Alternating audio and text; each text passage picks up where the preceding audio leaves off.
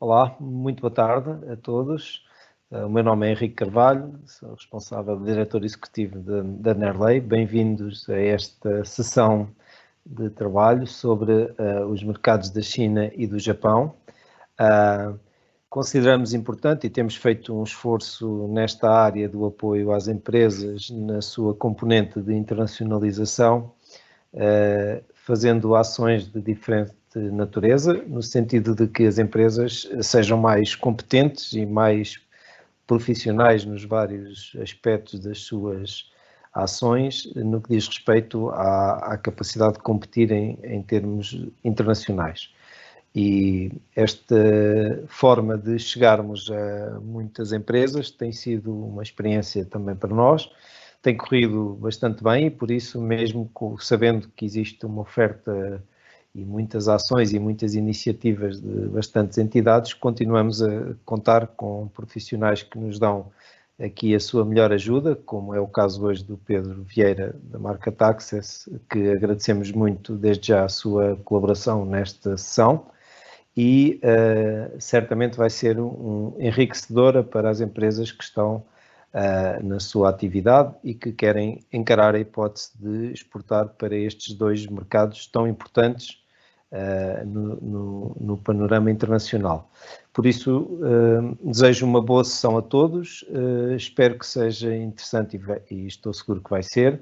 Coloquem as vossas questões, será tanto mais rica quanto mais pudermos ir de encontro àquilo que são as preocupações de cada um e das vossas necessidades e expectativas, e por isso vamos fazer aqui uma sessão o mais interessante e produtiva para todos durante a próxima hora, e por isso até já, muito obrigado. Vou passar aqui à colega Petra Moleiro para nos fazer também um enquadramento sobre o tema. Obrigado e até já. Olá, muito boa tarde. Eu sou a Petra Moleiro, do Departamento de Apoio à Internacionalização da Nerley. Apenas referir que realmente este webinar sobre a China e o Japão é um webinar que estamos a realizar no âmbito do nosso projeto International Business 2019-2021. É um projeto que realizamos dentro do Portugal 2020 e que, portanto, tem apoio de 50% nas despesas, nas participações em feiras internacionais e em missões empresariais. Neste momento, também face a este contexto, nós estamos a realizar missões virtuais, portanto, missões empresariais de abordagem aos mercados de uma forma virtual. Os projetos estão sempre também a mudar, acompanhando a realidade. Neste momento é assim, não sabemos até ao final do projeto como é que vai ser, mas contamos ter a realidade virtual e também física. A completar estas atividades, apostamos também, a Nerley aposta também na capacitação, em dar o máximo de informação prática e útil às empresas. Sendo este um projeto que tem ações em quase todos os continentes, tirando realmente a Oceania, vamos abordar hoje a China e o Japão. São mercados que se calhar não são ainda tão abordados pelas empresas nacionais, mas como o Henrique disse, têm bastantes oportunidades para as nossas empresas. Obviamente que têm algumas especificidades, como todos têm, e para isso também contamos aqui com o apoio do Pedro Vieira. Pedro Vieira, como o Henrique também já disse, é um amigo da casa, já conhecemos há alguns anos, tem trabalhado connosco através da marca Taxess, mas também quando se fala China e Japão, eu penso que tínhamos mesmo que falar com o Pedro. O Pedro tem uma ampla experiência nestes mercados. Ele trabalhou em Tóquio, trabalhou também, portanto, com a ICEP, dá muitas formações, é professor universitário na International Business, na pós-graduação, e, portanto, tem um conhecimento não apenas teórico e prático da abordagem destes mercados por parte das empresas nacionais. O objetivo desta sessão é falarmos sobre os mercados, saber quais são as dificuldades, como é que as devemos enfrentar, como está atualmente este contexto, fazer toda esta contextualização e avaliar também as oportunidades para as nossas empresas. Pedimos também estejam à vontade para colocar alguma questão, para interromper através do chat com todas as questões e sugestões que tenham e esperamos que seja útil para todos. Muito obrigada e passamos agora ao Pedro. Pedro, força.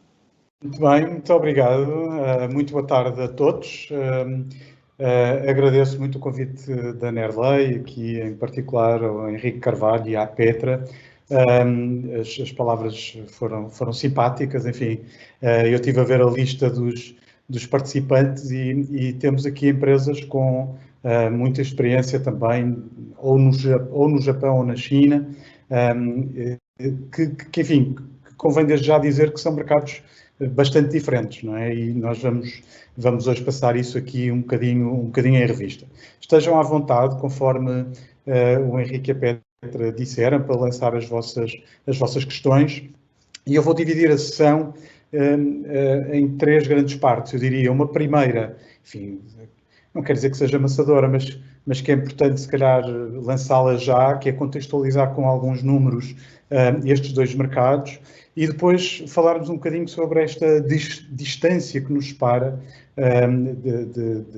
da China e do Japão, e que não é só a distância geográfica, e ver, a partir daí, algumas oportunidades, alguns casos de empresas e alguns cuidados que temos que ter, em particular com a questão também cultural, que é menos falada e que se calhar é mais difícil encontrarmos nos livros de uma maneira prática.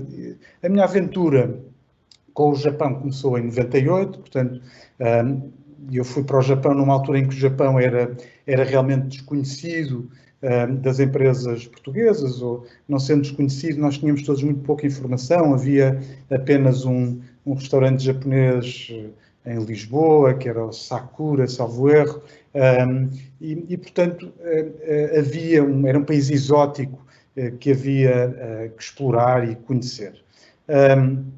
Em 2005, eu criei a empresa que foi aqui referida pela Petra, a Market Access, e criei-a com 2 sócios, um deles chinês.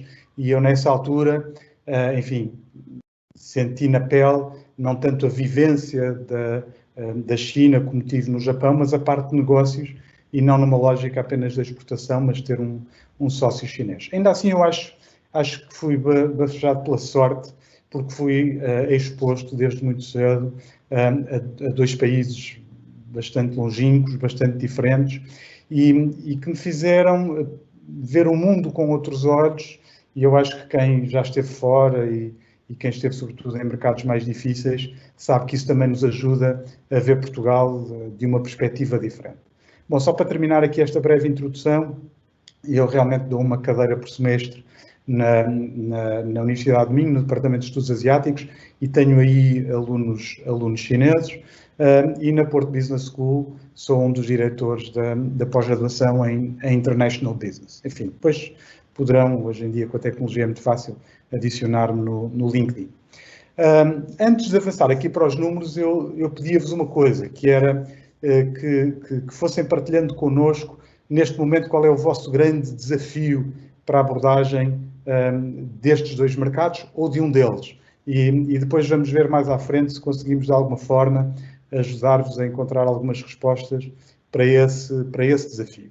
Pegando aqui nos números, eu enfim, acho que é incontornável nós falarmos hoje em dia destas duas economias, não é? Nós estamos a falar da 2ª e 3ª maiores economias do mundo, depois dos Estados Unidos, e que tem, em particular a China, um crescimento do PIB impressionante, não é? Nós já não temos aqui, portanto, eu tenho os números a partir de 2000, e até para facilitar, acho que escolhi aqui umas cores que ajudam um bocadinho. O vermelho para a China, temos o amarelo para o Japão, o azul para os Estados Unidos e o verde, para ver se nos dá aqui alguma esperança para Portugal. Portanto, eu vou mostrar assim só muito rapidamente alguns gráficos, só para visualizarmos onde é que estas economias se encontram, enfim, face aos Estados Unidos, face a Portugal. E começamos a partir de 2000. Se nós víssemos para trás, nós víamos a China com vários anos de crescimento a 2 dígitos, né, que foi algo inédito na história da economia mundial. E, portanto, temos aqui, em 2009, sensivelmente, a China a ultrapassar o Japão como 2ª maior economia do mundo e, portanto, com um crescimento rápido. Este mapa aqui da China, porque depois interessa também e depois veremos uma contextualização dos mercados também em termos geográficos, mas para termos uma noção da dimensão destes países, em particular aqui da China, não é? Nós falamos de um país de escala continental e, portanto, diversas províncias da China têm ali o PIB equivalente de outra economia e, portanto, reparem a quantidade de países que caberiam ali, isto em termos da dimensão do produto interno bruto. No Japão a mesma coisa, né? Portanto, nós temos ali a Rússia, temos a Coreia do Sul, temos a Argentina, portanto, temos também aqui realmente uma potência económica a nível mundial e que é incontornável a vários níveis. Em termos de população, a questão é ligeiramente diferente, portanto, a China é realmente, a par da Índia, é um dos países mais populosos do mundo, já foi cerca de 1/5 da população mundial, agora um pouco menos, mas portanto, estamos a falar de 1.300 milhões de pessoas, é realmente muita gente, mas depois quando dividimos o PIB do país por aqueles milhões todos de pessoas, realmente isto dá-nos aqui, também é importante termos esta ideia, não é? O PIB per capita da China é o mais baixo destes 3 países. Pronto, mas é muita gente e o que nós sabemos, enfim, isto é uma média e as médias são o que são.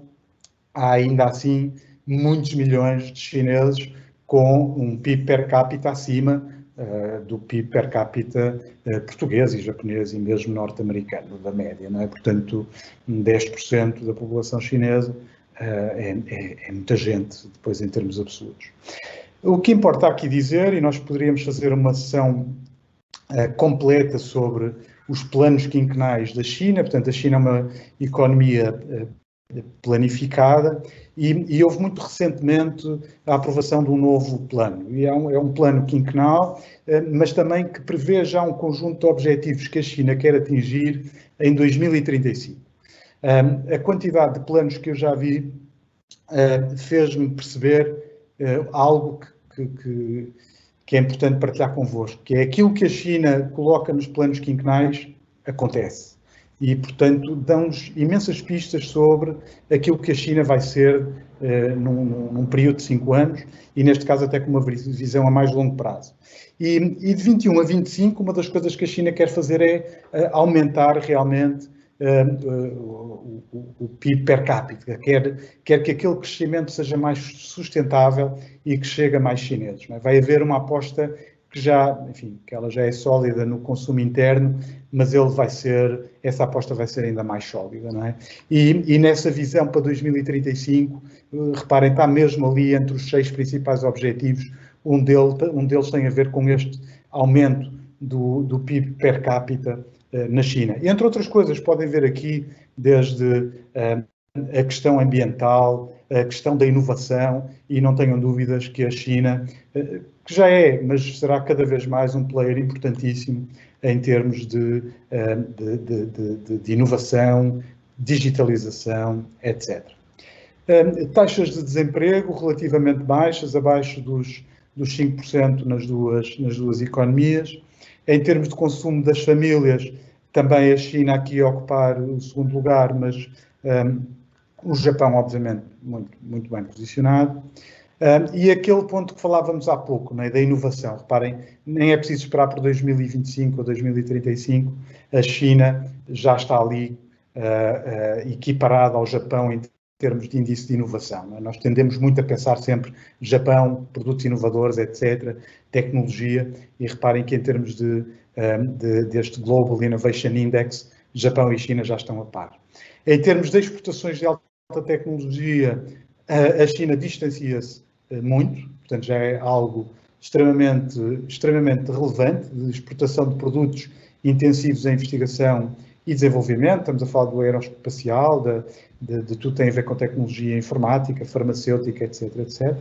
E agora reparem os pedidos de patentes por residentes, portanto aqui aquela dimensão da China está diluída, não é? Reparem aqui o que acontece neste momento e o que aconteceu desde meados de 2008, 2009, com o crescimento exponencial do pedido de patentes na China. Em termos de abertura ao comércio internacional, e aqui medido pelas exportações, a soma das exportações com as importações em percentagem do PIB, a nossa economia, como sabemos, é bastante aberta, mas reparem que, por exemplo, a China é mais aberta que os Estados Unidos. E, enfim, só para resumir alguns destes números, para não amassar muito, vamos ver aqui alguns indicadores que é em termos de percentagem, em termos mundiais, por exemplo, da população mundial, isto já saberíamos, não é? A China realmente tem uma percentagem enorme da população mundial. Em percentagem do PIB, temos aqui os 3 países, mais uma vez. Em percentagem das exportações mundiais, a China à frente dos Estados Unidos, por exemplo. Em termos de percentagem das importações mundiais, a aproximar-se dos Estados Unidos, uma convergência que se vê das duas curvas. Em percentagem do investimento direto estrangeiro mundial, também um crescimento exponencial da China, a aproximar-se dos Estados Unidos. E, enfim, para terminar, aqui não podemos estar sempre mal, parece que estamos ali em segundo lugar, muito próximos do Japão, em termos de índice de felicidade. Depois destes números assim mais macro, agora também pedi à vossa paciência, não vai ser muito demorado, mas vamos ver alguns números para contextualizar as importações da China e já agora, muito importante, as exportações portuguesas para estes 2 mercados, para a China e para o Japão. E, portanto, o que é que nós temos aqui? Se nós pegarmos aqui nos valores de importação da China a nível mundial, do mundo, desde fevereiro de 2019 até de janeiro até outubro deste ano, nós temos aqui 2 ou 3 aspectos que podemos realçar. No caso da China, há aqui uma quebra grande em fevereiro, mas isto tem que ver, isto acontece todos os anos, tem que ver com o Ano Novo Chinês. E, portanto, é realmente um mês onde se registra sempre um valor de importação mais baixo. Mas o que eu realçava aqui, eu fiz aqui com estas setinhas, não é? Para poderem mais facilmente reparar fevereiro de 2019 com fevereiro de 2020, reparem que em pleno Covid as importações da China em fevereiro de 2020 foram superiores às importações de 2019. E se repararmos comparação dos meses de junho, o mês de junho de 2019 para junho de 2020, a diferença também não é assinalada.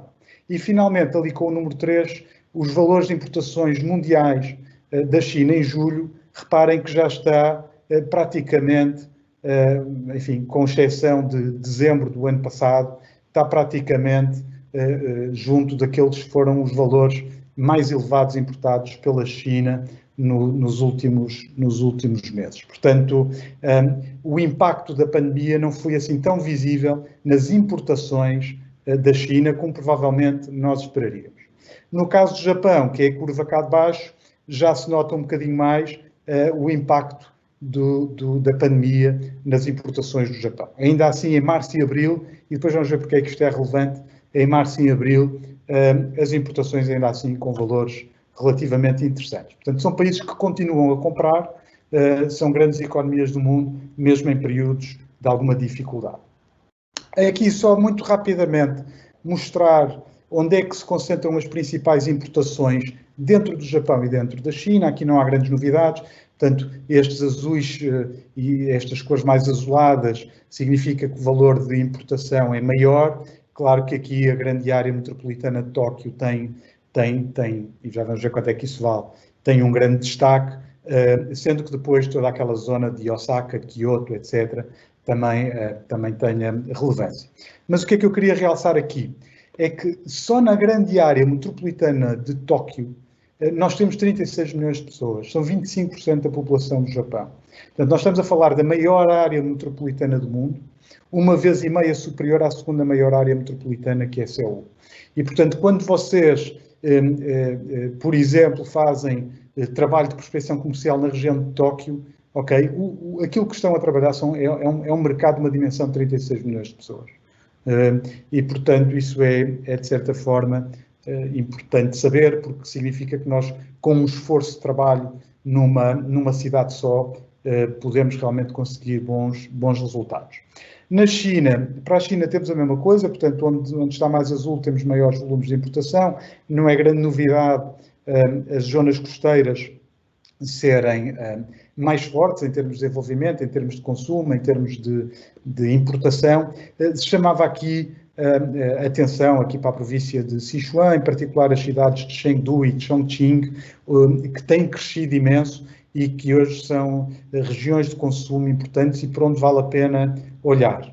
Aliás, a China é muito, enfim, é uma das formas de nós olharmos para o mercado, não é? Nós podemos olhar como olhamos durante muitos anos apenas para as regiões costeiras, não é? Mas hoje em dia olhar para aquilo que se chamam clusters de cidades, onde os padrões de consumo são mais aproximados, onde as questões de distribuição também serão mais comuns, os canais de distribuição, etc. E que estamos sempre a falar de clusters de cidades que têm sempre 2 ou 3 grandes cidades com vários milhões de habitantes e depois umas dezenas de cidades com 1 ou 2 milhões. E, portanto, estamos sempre a falar aqui de clusters podem ter 80 milhões de pessoas e que são para nós mercados extremamente relevantes, não é? E, portanto, temos aqui, por exemplo, a cidade de Chengdu, temos aqui Chongqing, e já agora fica a nota, nós há uns anos fizemos um trabalho com uma empresa muito interessante de decoração, arquitetura e decoração de interiores, que inicialmente pensaríamos que iriam encontrar clientes na China, nas regiões mais costeiras, mais modernas, e onde acabaram por fazer o primeiro projeto, um projeto interessante em termos de dimensão, foi precisamente em Chengdu.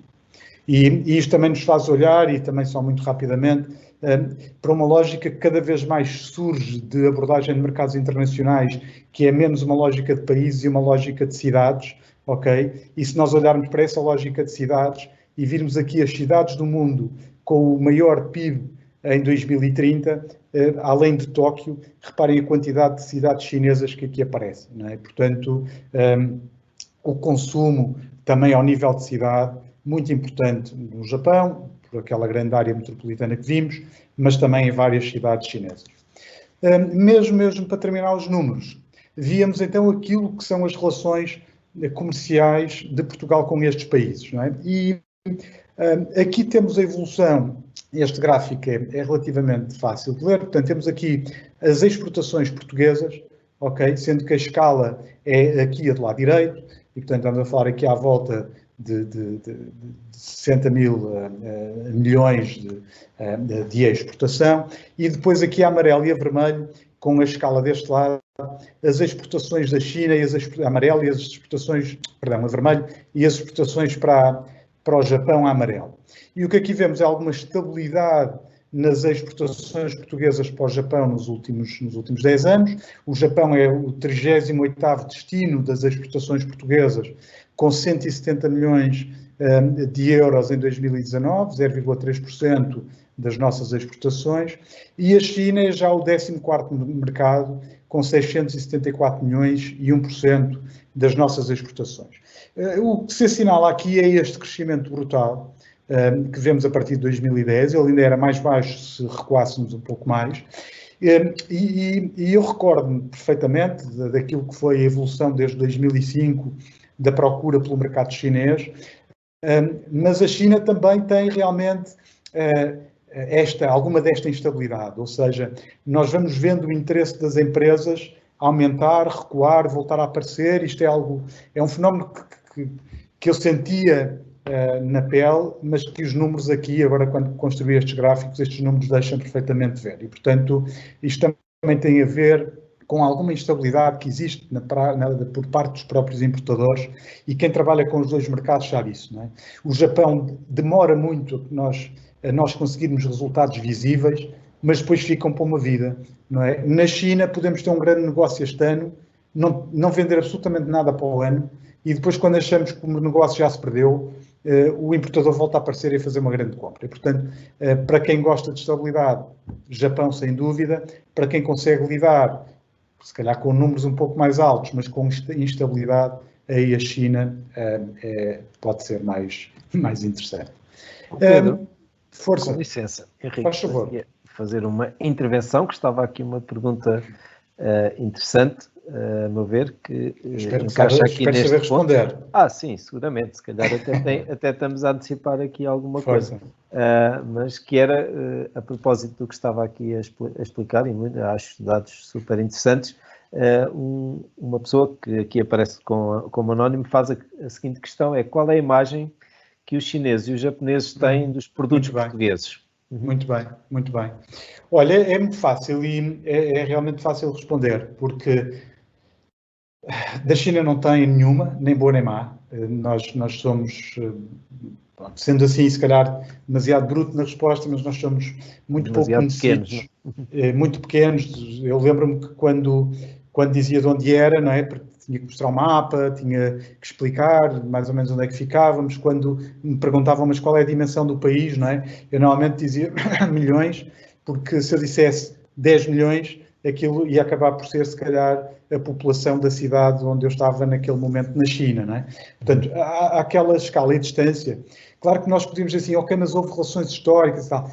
Mas são desconhecidas, não é? Portanto, a não ser quem visite Macau, e eventualmente, se não for direto para os casinos e saia direto dos casinos para apanhar o avião para ir para casa, pode ser que saiba e tal um bocadinho dali da história de Portugal. Portanto, há um desconhecimento muito grande sobre Portugal, com uma particularidade engraçada, que é o nosso nome, o nome de Portugal em chinês, não é? Putuaya, é o país das uvas, portanto, que até pode dar para quem trabalha no setor dos vinhos fazer aí algum trabalho de marca e promoção, é engraçado.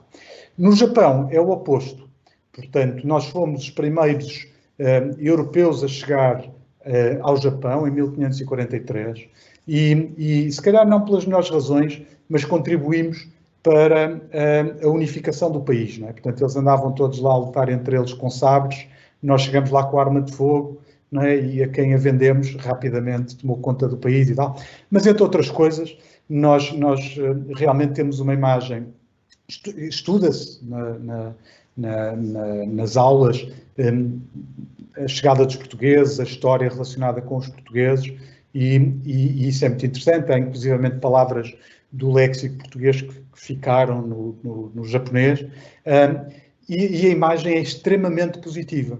Eu recordo-me, quando vivia no Japão em 98, das coisas que mais me satisfaziam era chegar a uma loja, podia ser calçado, podia ser cerâmicas, podia ser cutelarias, têxteis lares, e ao lado da etiqueta do preço tinha uma bandeira de Portugal. Ou seja, interessava dizer, isto é caro, mas é português. E isso pode ter que ver com muitas coisas. Pode ter a ver, enfim, com alguma imagem que ficou, até relacionado com isto que eu disse agora, mas tem a ver provavelmente com outro aspecto. É que não era qualquer empresa, e ainda não será, qualquer empresa que vendia para o Japão. E portanto, as empresas que chegavam ao Japão, realmente elas tinham qualidade, eram melhor do que nós tínhamos em Portugal. E se nós já temos empresas muito boas, não é? Aquelas que se aventuravam e conseguiam um importador, e que leva muito tempo, e depois satisfazer o importador, e depois as vendas começarem a crescer, etc., eram realmente empresas muito boas. Os japoneses são extremamente exigentes, os importadores, conheço imensas histórias, algumas delas bem engraçadas, desde a Maconde dos fatos, que já não existe, ter comprado um detector de metais, porque uma vez encontraram um agrafo num casaco, que vinha lá com aqueles enchumaços que se usavam na altura, até ao rigor das bolachas de uma empresa muito conhecida, que tem o meu apelido, mas eu infelizmente não sou da família, mas que é uma história que a Raquel conta com muita graça, da bolacha que de vez em quando aparecia ao contrário, os japoneses não percebiam porque é que aquilo acontecia e queria as bolachas sempre da mesma maneira e tal. Toda essa exigência, todo esse rigor, fazia que com quem vencesse tivesse uma imagem muito boa. E, portanto, nós temos uma imagem boa no Japão, não correspondente, se calhar, até ao valor das nossas exportações para lá. E, portanto, há uma diferença grande, desde logo aí, entre China e Japão. China somos praticamente desconhecidos, Japão conhecem-nos e têm uma imagem muito positiva. Portanto, muito obrigado pela pergunta. Obrigado também. E esta consegui responder. Depois, voltando aqui ao gráfico, nós há pouco, quando estávamos mesmo antes de iniciar a sessão, estava a falar sobre isto. Não é? Isto eu construí este gráfico para esta sessão e ainda bem que o fiz, porque não sabia se isto ia dar alguma coisa, mas deu. Nós temos aqui as exportações de Portugal para a China e para o Japão desde fevereiro de 2019. Okay? A China, mais uma vez, aqui a vermelho. E reparem uma coisa, nós em setembro de 2020 já temos o valor da exportação para a China mensal mais elevado desde fevereiro de 2019. Nós batemos aqui um recorde em plena pandemia. ok? Há aqui uma descida em fevereiro, que já tínhamos visto que na China é normal ela existir, e reparem que portanto, não foi só uma consequência da pandemia, nem sei aqui qual será o impacto, e reparem que a partir daí cresceu muito, foi sempre a crescer, com exceção aqui de uma pequena diminuição em maio, mas foi sempre a crescer. E o gráfico do Japão, abaixo amarelo, ainda é mais interessante, porque reparem, ou igualmente interessante, mas noutra perspectiva, que é, reparem que são, com exceção de fevereiro e de abril, todos os meses registaram valores de exportação portuguesa para o Japão acima de todos os meses do ano passado. E, portanto, quando nós temos, e esta fica a boa notícia, não é? Quando nós temos retração das importações de Portugal, ou diminuição das exportações portuguesas para uma série de mercados como consequência da pandemia, temos dois mercados aqui que são muito interessantes e que continuam a comprar. Portanto, um dos grandes problemas que esta pandemia teve, não é, foi nós pensarmos, bom, mas é que o grande problema que isto tem é que nós não estamos a conseguir compensar a quebra de um mercado, Brasil, ou as exportações para o outro, porque está tudo mal. Não será necessariamente assim. E, portanto, há aqui mercados, e reparem, se infelizmente acontecer aquela recuperação em capa que se fala, não é? Em que vamos ter uns países que vão realmente crescer bem e outros que vão continuar enfim, nesta crise na qual nos encontramos, nós vamos ter diferentes mercados e as empresas vão ter que olhar atentamente para alternativas aos mercados tradicionais que tinham. E eu mostro já outro gráfico ali à frente que também nos ajuda a visualizar isto. O que é que nós exportamos para a China? Automóveis, isto tem muito a ver com a Alta Europa, não é? Tudo que é aqui maquinaria e alguns equipamentos, portanto, até curiosamente temos aqui alguma importância até relevante de acessórios para maquinaria, de máquinas de costura. Aqui não sei se para o setor têxtil, se para outros setores. O setor agroalimentar, que tem mais do que uma cor aqui, está algures aqui numa destas, enfim, mais reduzida, mas parem muito vinho e cerveja. Aqui é uma empresa em particular do norte do país. Aqui também há algumas coisas ligadas à indústria têxtil e aqui de produtos químicos e tal. No Japão, o cenário é ligeiramente diferente, o setor agroalimentar tem muita importância. Também não é alheia aqui, né? Poderiam perguntar, mas tomate processado, não é? Isso parece uma coisa muito estranha. Isto tem a ver com o investimento japonês aqui em Portugal, em algumas fábricas de conserva de tomate, não é? Nomeadamente na Sugal. Não é? Algum vinho também, setor da moda aqui, com vestuário e calçado, não é? E depois também, mais uma vez, as máquinas elétricas e equipamentos mecânicos e tal. Só muito rapidamente, sem amassar, aqui é só para visualizarem mais ou menos o padrão das exportações portuguesas para o mundo, em termos de setores. Não está assim muito diferente do que acontece para a China, que é a tabela de baixo. Já a diferença é maior em termos de padrão daquilo que exportamos para o Japão face àquilo que exportamos para o resto do mundo. Enfim, algumas últimas oportunidades aqui para quem quiser aproveitar. Há pouco falávamos do crescimento daquelas economias, não é, e do que aconteceu, e agora isto são os mercados acionistas. E, portanto, eu podia-vos perguntar, tentem adivinhar aqui que 4 mercados são estes. E reparem como os níveis de crescimento são muito diferentes. Aquela quebra muito grande que temos é fevereiro, março deste ano, não é? E, portanto, há aqui alguém que recupera e volta a cair e volta a recuperar, ok? Pronto, somos nós. Depois há aqui alguém que cai, recupera, cai, é a Europa. Depois há aqui alguém que cai, vai crescendo bem, apesar ali de um ligeiro percalço, já ultrapassou os níveis anteriores à quebra, ok? Japão. E agora vejam o que é que acontece na China. Onde é que já vai a quebra do mercado acionista daquele período mais crítico deste ano. Outra oportunidade fundamental, que é o acordo que foi assinado em fevereiro de 2019 entre a União Europeia e o Japão, que vai remover tarifas e outro tipo de barreiras em praticamente tudo. Portanto, nós vamos desde produtos industriais, em que os direitos aduaneiros serão completamente suprimidos, até ao calçado, aos têxteis, moda, plásticos, cosméticos, produtos alimentares, produtos químicos. Portanto, gradualmente, ao longo de uma série de anos, algumas coisas que já estão a acontecer vão fazer descer as tarifas completamente entre a União Europeia e o Japão, e vice-versa. Não se esqueçam, portanto, nós vamos ficar mais competitivos face a uma série de outras empresas de outros continentes, mas a concorrência entre empresas europeias mantém-se, não é? Portanto, quem chegar lá mais cedo, melhor.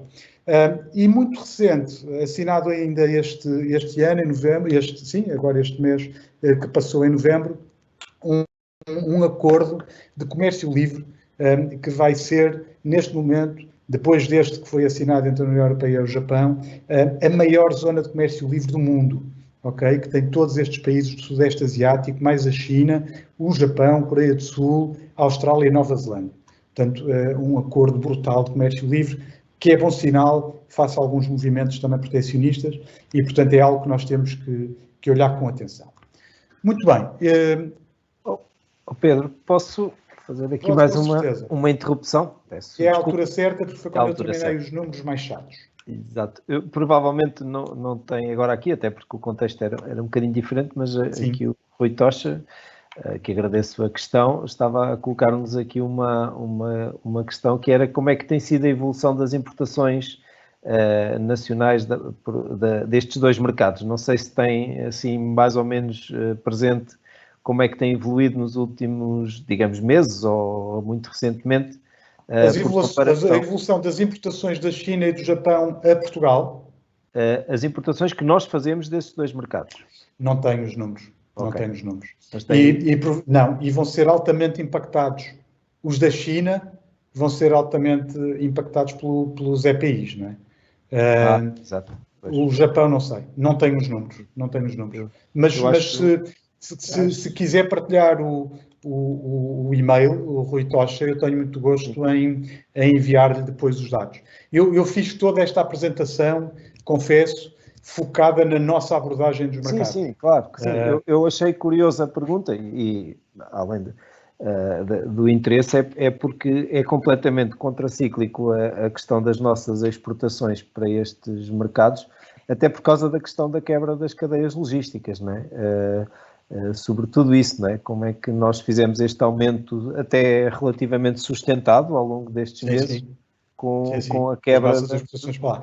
Não nos podemos esquecer de uma coisa, são sempre valores residuais. Pois são valores pequenos. Arranja-se sempre um cantinho num contentor ou num avião para mandar aquilo que nós estamos a exportar. Portanto, não precisamos de uma grande frota marinha para levar os nossos valores os valores eram milhões de euros, não eram? Os gráficos? Sim. 100 e tal milhões num ano para o Japão e 600 milhões no total de um ano para a China. Fiquei com a ideia do mercado chinês, que era à volta de 60, 70 por mês, não é? Mais ou menos. Isso, sim. Dividendo vai dar uma coisa assim do género. Isso mesmo. Entretanto, eu tinha lançado ali a pergunta do desafio, não é? E eu não sei se alguém já o partilhou, mas o grande desafio tem sempre que ver com a distância, não é? E a distância, quando nós olhamos para aqueles mercados, não é apenas a geográfica. A geográfica é obviamente relevante pela questão dos transportes, pelos fusos horários e o impacto que isso tem na gestão dos clientes, em que nós não podemos estar sempre a visitá-los como visitamos um cliente em Espanha ou em França. O acompanhamento das encomendas, alguma coisa que não corre bem, vamos lá dar um saltinho, não é? Ou até acompanhar o primeiro contentor e tal. Portanto, há estas questões muito práticas do dia-a-dia, mas ela é também administrativa, não é? E eu tenho alguns casos curiosos, não é? Eu lembro de uma vez 2 empresas que se inscreveram para o CIAL em Xangai, a Feira dos Produtos Alimentares, 2 empresas do setor dos laticínios, e já depois de estarem inscritas, tiveram a informação de que Portugal naquela altura não podia exportar queijo para a China e, portanto, pediram para cancelar a presença nas feiras. Depois, finalmente, Portugal fez um acordo e tal, bilateral, nós passamos a conseguir exportar queijo e a empresa percebeu epá, mas eles têm baixa tolerância à lactose e, portanto, se calhar eu não vou conseguir vender muitos queijos e tal, não sei o quê. Pronto. Portanto, há aqui questões culturais por um lado, mas administrativas por outro, que temos que ter em atenção. Coisas básicas, por exemplo, no setor agroalimentar, tudo que tem a ver com o registro dos rótulos, a informação que tem que estar presente, termos um importador que, enfim, quem está neste setor sabe como isso é. Portanto, há questões administrativas, regulamentares que nós temos que ter em linha de conta. Depois há a distância económica. E aqui já vimos esta distância económica que vem não só do valor daquele produto interno bruto dos países, que é enorme face ao nosso português, também, por outro lado, a questão do PIB per capita, mas não esquecer uma coisa, não é? E isto são notícias deste ano. O setor de luxo na China deverá crescer 30% este ano, as vendas de produtos de luxo, quando no mundo eles deverão contrair à volta de 45%. Há uma grande marca, para terem uma noção, uma grande marca destas de luxo mundial, que este ano cresceu 250% na China. E há vários fatores que explicam isso, desde logo o facto de eles também não virem fazer as compras desses produtos à Europa, que era onde costumavam comprar, e depois também não gastam dinheiro com as viagens e tal, ainda lhes sobra mais dinheiro para as fazerem lá. Portanto, há esta distância também económica que é preciso entender, até porque nós nunca entraremos em segmentos de preço competitivo, não é? Portanto, algumas empresas poderão ambicionar chegar ao luxo, a maioria não chegará lá, das portuguesas, mas tem que chegar sempre a um segmento médio-alto. E depois há a grande distância cultural, que tem a ver com várias coisas, desde logo com diferentes formas de olhar para tudo, para o mundo, para os produtos, para as marcas, para a maneira de estar, para a maneira de comprar, etc, etc. E há uns anos eu fiz aí um trabalho onde tivemos que envolver uma pessoa relacionada com a semiótica, e eu lembro de ter lido um artigo que tinha sido escrito e que ele dizia, olha, eu quando vi a primeira vez uma ópera de Pequim, eu não conseguia entender do que lá se passava, não é? E quem já viu uma ópera de Pequim percebe bem isto que eu estou a dizer, são óperas que não têm nada a ver connosco, tem muito mais animação, muito mais aquele aspecto que nós chamaríamos circense e tal. Portanto, ele dizia, eu tenho dificuldade em entender o que ali se passa e refleti que se calhar é a mesma dificuldade que um chinês terá para entender aquilo que são as nossas óperas, não é? E porquê? Porque não partilhamos o mesmo contexto cultural. Mas isto depois também vai para o mundo dos negócios. E no mundo dos negócios, eu lembro-me que já trabalhava com a China há 2 ou 3 anos, quando me explicaram uma coisa, é que nós olhamos para os contratos de maneira diferente. Para um ocidental, a assinatura do contrato é o fechar do acordo, em relação a determinadas condições que nós negociamos, não é? E tal, fechamos ali, acordamos, é aquilo o nosso guião para a frente. Mas para os chineses, a assinatura do contrato raramente é o final da negociação. É muito mais o sinal de vontade de fazer negócio com a outra parte e é o início de uma relação que pode implicar mais à frente alterar aquilo que nós ocidentais achávamos que já estava perfeitamente definido no contrato. E isto porquê? Já agora fica aqui a nota, o João de Deus Ramos, que morreu o ano passado, e que ele dava aulas também na Universidade de Minho, apesar de não ser de lá, e esteve nas negociações do acordo sobre a passagem de Macau para a soberania chinesa, e ele contava isto, a forma também como os chineses olham para as negociações de uma maneira muito mais holística e nós olhamos para os aspectos mais particulares, mais detalhados, não é? Seja a nível político, seja a nível empresarial, que é o que mais nos interessa aqui. E, portanto, isto não tem a ver com estar certo ou estar errado, tem a ver com uma diferente perspectiva, em que para nós nos focamos muito naquele papel que assinamos e os chineses se focam muito na relação que estamos a construir na altura de negociação do contrato. E para eles a relação é muito importante. E há uma série de culturas no mundo para a qual isso é importante. A nossa também, a criação de uma relação é muito importante quando fazemos negócios. Não é? Não vamos perder aqui muito tempo, mas há um conjunto de culturas para os quais a confiança nos negócios vem muito mais da relação que se cria, e está ali a China, está ali o Japão, e enquanto outras culturas é muito mais por aquilo que nós entregamos e se entregamos bem ou não entregamos bem. Há outra questão difícil em lidar com estas culturas, que é aquilo que eu habitualmente chamo o Student's Poker Face.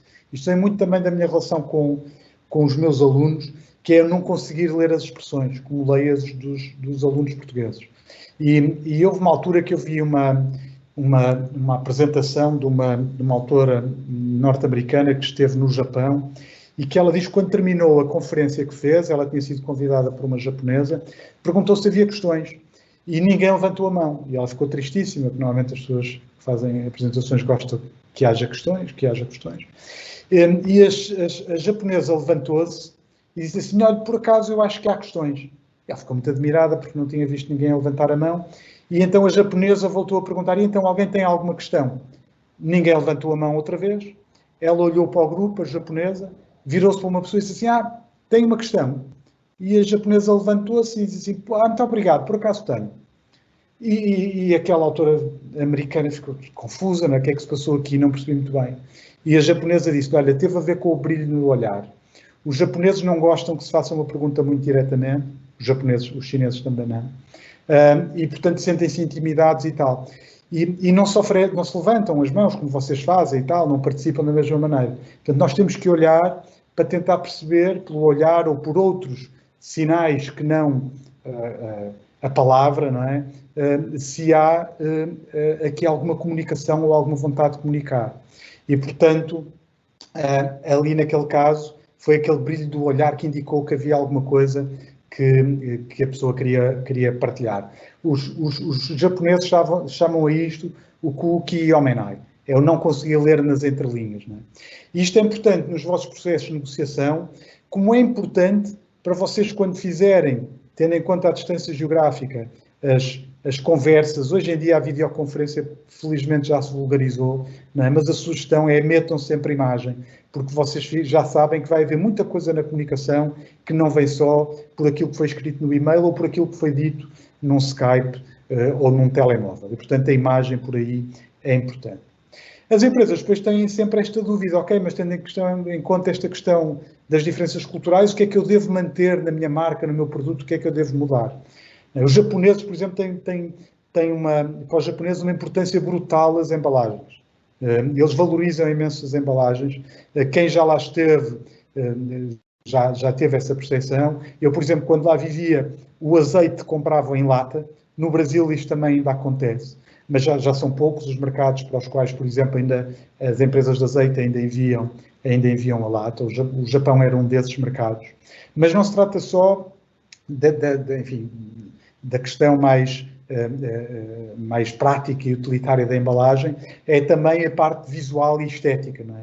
Até as bananas acabam ali por ter uma embalagem, não é? Portanto, a embalagem cuidada para o Japão é fundamental. Assim como o rigor que eu falava há pouco das bolachas ou não é, das falhas que os produtos não podem ter, e que uma vez também uma empresa com muita graça, uma empresa portuguesa do setor das carnes, falava que eu para o Japão, quando vendo uma peça de carne, se a peça é de 1 kg, ela não tem 1,50 kg, nem tem 985, ela tem 1 kg. E, portanto, a empresa adaptou-se àquele rigor japonês das peças de carne, não é? Ao ponto de hoje até promover no site, não é? Que tem soluções à medida, os alfaiates da carne, de alguma maneira, não é? Com todo esse rigor que trouxe do Japão, em termos de necessidade de adaptação da empresa. São exemplos fantásticos daquilo que se passa no Japão, que servem depois de cartão de visita para uma série de outros mercados do mundo. Não é? Em relação à China, não é? Estávamos a falar de embalagem e depois vemos isto nas prateleiras da China e dizemos assim, mas isto é uma embalagem muito pouco cuidada. Não é? E a minha reação, que vinha do Japão, quando olhava para coisas destas, também pensava o mesmo, não é? Dizia assim, isto não tem jeito nenhum, não é? Assim, estas etiquetas aqui coladas, e tal, e mesmo marcas conhecidas e reputadas a nível mundial, não é? Esta marca de água italiana, e que também punha ali a etiqueta, não é? O meu sentimento era logo que se devia fazer uma coisa destas, uma embalagem muito mais bonitinha, já com o chinês impresso e tal, não é? E algumas empresas que eu conheço começaram a fazer isso para tentar, na mesma lógica, ter as embalagens bonitas, direitinhas, não é? E o que é que aconteceu a um importador chinês de uma empresa que eu conheci, que fez essa adaptação assim para ficar tudo mais bonitinho? Foi, olha, podias-me voltar a colar a etiqueta. Alguém consegue dizer qual era a importância de voltar a colar a etiqueta? Sei que temos aqui um pequeno delay, mas vamos ver se alguém nos ajuda a desvendar o mistério. Porque é que não se vai mandar assim uma embalagem mais limpa? Não é? E se vai colar uma etiqueta tão feia às vezes? Não é? No caso ali da Pedras, que até tem aquele design da garrafa ali bonito, da bolha, que também dá para agarrar melhor e tal. Chapa ali assim um autocolante. Vamos ver se há aqui propostas e sugestões para as etiquetas. Vamos deixar para o fim. Vamos deixar para o fim. Okay, Fica aqui então, em suspenso. Bem. Já voltaremos a essa. E, portanto, temos aqui mais alguns cuidados que têm a ver com a nossa promoção, com o website, por exemplo. Vocês estão a ver aqui 2 sites da mesma empresa, print screens da mesma altura, do lado esquerdo a versão europeia, do lado direito a versão japonesa. Reparem desde logo a diferença. Europa, Estados Unidos, estética, Japão e China, informação. Okay? Portanto, os próprios sites, quem queira levar isto mesmo a sério, até o site tem que ser, não é só traduzir o site, é adaptar o site. Aqui um caso também acho muito giro, até de uma empresa chinesa, a Haier, aqui o site dos Estados Unidos, a página de entrada, todas tiradas no mesmo dia.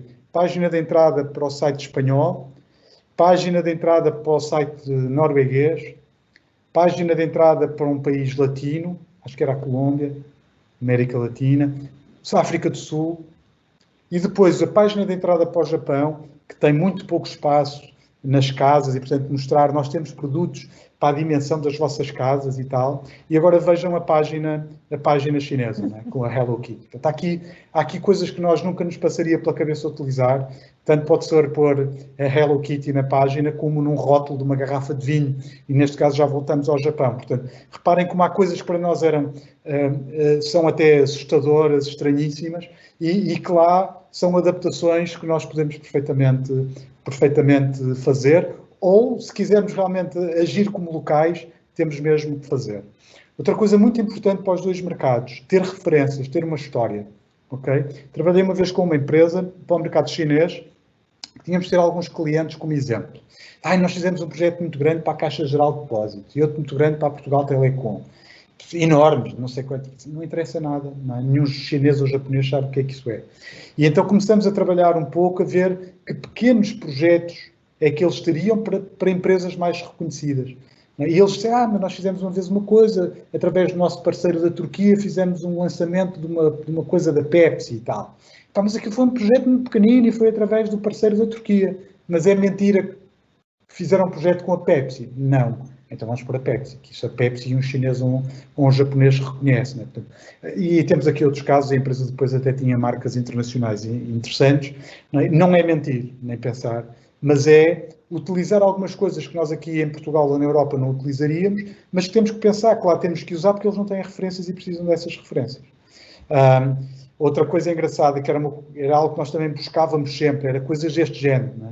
Eu não sei se sabem o que foi este episódio, mas foi quando os Obama vieram ao Reino Unido, não é? Foram visitar a família real, tiraram assim uma fotografia super informal. O que é que aconteceu à marca de roupões? Não é? Vendeu tudo o que tinha em poucas horas, esgotou um roupão de $39, não é? E porquê? Por causa desta fotografia. E vocês podem dizer, está bem, mas como é que eu consigo uma fotografia destas? Não é? Eu dou-vos aqui um exemplo. Houve uma empresa portuguesa que mandou há uns anos uma pulseira, isto é público, portanto não tem problema em contar, mandou uma pulseira para a Julia Roberts e passados uns anos, eu estou a fazer curta, uma história longa, a Julia Roberts respondeu, pediu aí a gravação de uma coisa na pulseira e depois foi fazer uma capa da revista e utilizou. Reparem, o custo aqui de ter se fosse ter a imagem da Julia Roberts para a nossa marca, imaginem quanto é que isso custaria. Isto à empresa custou o envio de uma pulseira e o custo dessa pulseira em ouro, mas que enfim não há de ser nada comparado com o impacto que este género de coisas pode ter. No Japão, as referências também podem vir desta história que já falávamos há pouco, não é? De os primeiros europeus a chegarem em 1543, etc, etc.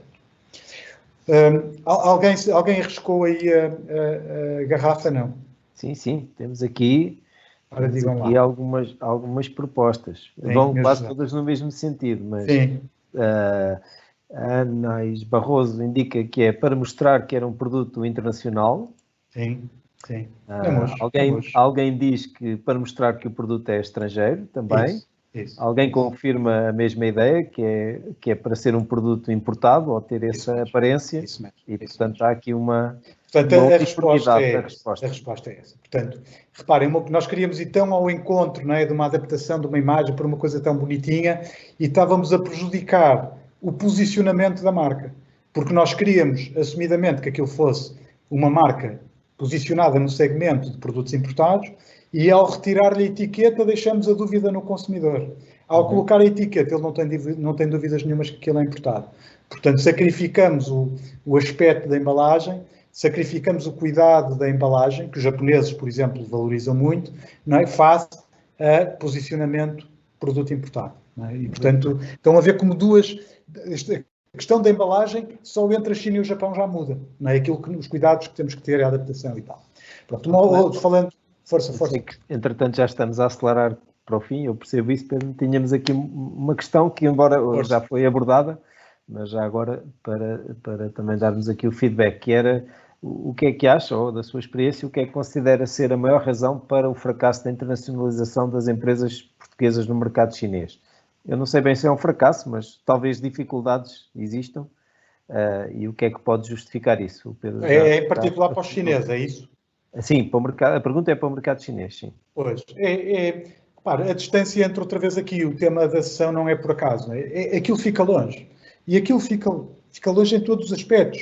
É realmente complicado conhecer o mercado e conhecê-lo em todas as suas vertentes, administrativa, económica, cultural. Depois é difícil acompanhar e ir lá e estar com o cliente como vocês... As empresas portuguesas que têm sucesso em Espanha e em França passam a vida nesses mercados. Não é? E depois como é que se faz isso num mercado como o chinês? E depois tem que ter um importador-distribuidor, e é o que a maioria faz. Mas não chega a ter um importador-distribuidor porque depois ele não resolve tudo. Nós temos que estar com ele, temos que lhe mostrar o nosso lado, temos que puxar por ele, temos que o acompanhar. Não é? Temos que saber se temos que fazer realmente adaptações ao produto.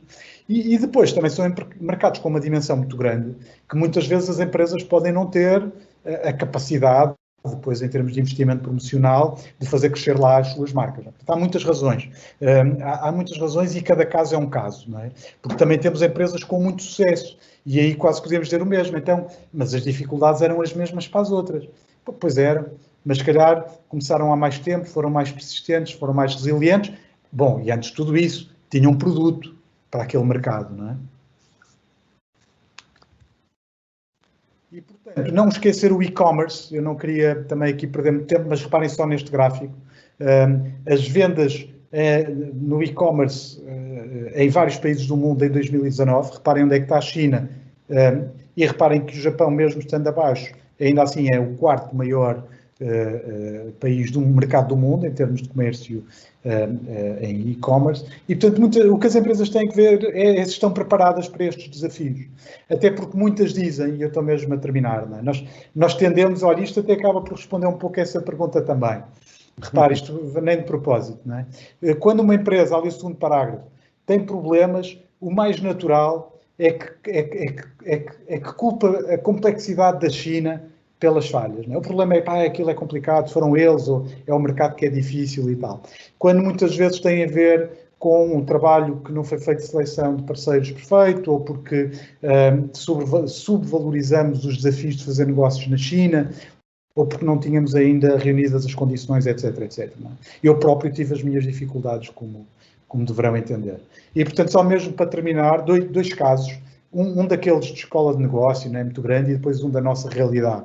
A IKEA, quando entra no Japão em 74, não é, falha completamente a entrada no mercado. Não percebeu o mercado. As casas no Japão são muito pequeninas, a maneira de decorar as casas, isto dava para mais uma sessão, não é? Mas é muito diferente. E eles não entenderam isso e levaram os produtos conforme os tinham na Suécia, conforme os vendiam na Europa. E em 86 teve que sair. Em 2002 fizeram uma coisa fantástica, não é? Que era um trabalho que eu gostava de ter. Mandaram para lá alguém viver durante 5 anos em diferentes apartamentos, diferentes casas, mais urbanas, mais rurais, para entender aquilo. E quando regressa ao mercado, diz aos japoneses, nós já sabemos como é que são as vossas casas e temos aqui um conjunto de produtos que se adapta à vossa maneira de viver e às vossas casas.